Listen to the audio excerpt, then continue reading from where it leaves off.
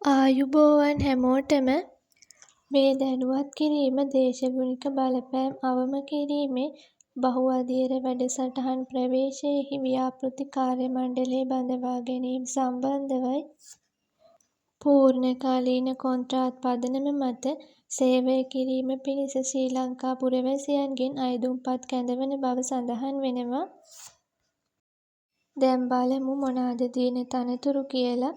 නියෝජ්‍ය ව්‍යාපෘති අධ්‍යක්ෂ, ජ්‍යෙෂ්ඨ වැඩසටහන් විශේෂඥ, ජ්‍යෙෂ්ඨ ප්‍රසම්පාදන සහ කොන්ත්‍රාත් කළමනාකරණ විශේෂඥ, ධාරිතා සංවර්ධන විශේෂඥ, මුදල් කළමනාකරු, ව්‍යාපෘති ඉංජිනේරු ප්‍රසම්පාදන, ව්‍යාපෘති ඉංජිනේරු කොන්ත්‍රාත් කළමනාකරණය, සැපයුම්දාර කළමනාකරු, සමාජ ආරක්ෂණ නිලධාරී, පාරිසරික නිලධාරී, ඉඩම් නිලධාරී, මානව සම්පත් කළමනාකරණ නිලධාරී, ප්‍රසම්පාදන නිලධාරී, ඉංජිනේරු සහකාර, සැලසුම් ශිල්පී, ජ්‍යෙෂ්ඨ කළමනාකරණ සහකාර, කළමනාකරණ සහකාර, රියදුරු, කාර්යාල සහකාර ආදී වශයෙන් තනතුරු රාශියක් තියෙනවා. තනතුරු කාණ්ඩය වගේම පුරප්පාඩු සංඛ්‍යාවත් ඔයාලට මේ දැන්වීම කියවලා දැනගන්න පුළුවන්. කළමනාකරණ සහකාර අවශ්‍ය සුදුසුකම් සහ පළපුරුද්ද අපොස සාමාන්‍ය පෙළ විභාගයෙන් සිංහල හෝ දෙමළ හෝ ඉංග්‍රීසි භාෂාවන්, ගණිතය සහ තවත් විෂයන් 2ක් ඇතුළුව විෂයන් 4කට සම්මාන සාමාර්ථ සහිතව එකවර විෂයන් 6කින් සමත්ව තිබීම, ඉංග්‍රීසි භාෂාවෙන් සන්නිවේදනය කිරීමේ හැකියාව සහ පරිගණක සාක්ෂරතාවය සමග අදාළ ක්ෂේත්‍රයේ අවම වශයෙන් වසර 2ක පළපුරුද්දක් තිබිය යුතුයි. මීළඟ තනතුර රියදුරු අවශ්‍ය සුදුසුකම් සහ පළපුරුද්ද අපොස සාමාන්‍ය පෙළ විභාගයෙන් වාර 2කට නොවැඩි වාර ගණනකදී සිංහල හෝ දෙමළ ඇතුළු විෂයන් 2කට සම්මාන සාමාර්ථ සහිතව විෂයන් 6කින් සමත්ව තිබිය යුතු අතර මෝටර් රථ ප්‍රවාහන කොමසාරිස් ජෙනරාල් විසින් නිකුත් කරන ලද රියදුරු බලපත්‍රයක් ලබා තිබිය යුතුයි. අපේක්ෂිත ප්‍රවීණතාවය පැහැදිලිව සඳහන් කර යුතුයි කියලත් සඳහන් වෙනවා. රියදුරු බලපත්‍රය ලබා ගැනීමෙන් පසු අවම වශයෙන් වසර 3ක පළපුරුද්දක් තිබිය යුතුයි.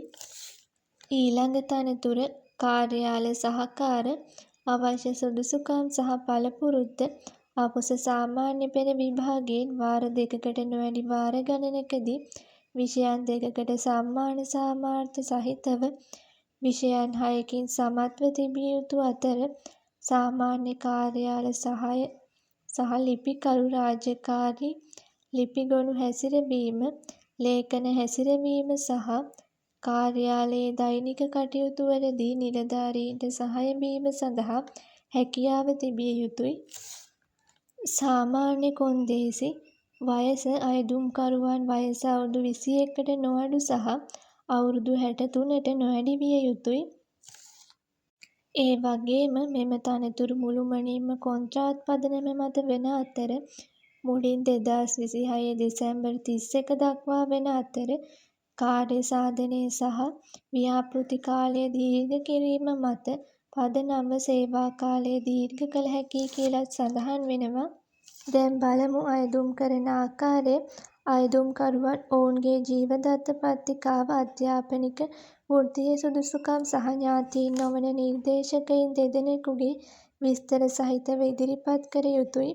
සුදුසුකම් සහ පළපුරුද්ද මත පදනම්ව කෙටි ලැයිස්තුගත කරන ලද අයදුම්කරුවන් සම්මුඛ පරීක්ෂණයට කැඳවනු ලබන අතර තේරීම් දක්ෂතාවය මත පදනම් වේ කියලත් සඳහන් වෙනවා.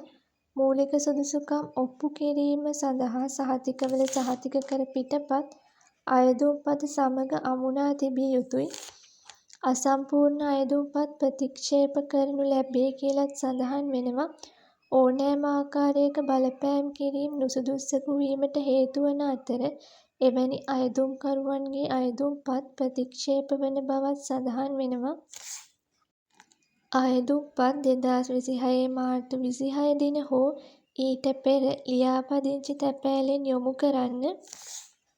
තනතුරු සම්බන්ධයෙන් වැඩි විස්තර වගේම අයදුම් කරන ආකාරය සහ අයදුම් කරන්න ඕනි ලිපිනය සියලු විස්තර මේ දැන්වීමෙන් ලබා ගන්න පුළුවන්. ඒ සඳහා අවශ්‍ය ලින්ක් එක ඩිස්ක්‍රිප්ෂන් එකේ දාලා තියෙනවා. එතනින් ගන්න. එහෙනම් අදට වීඩියෝ එක මෙතනින් අවසන් කරනවා. ඔයාලා හැමෝටම සුබ දවසක්.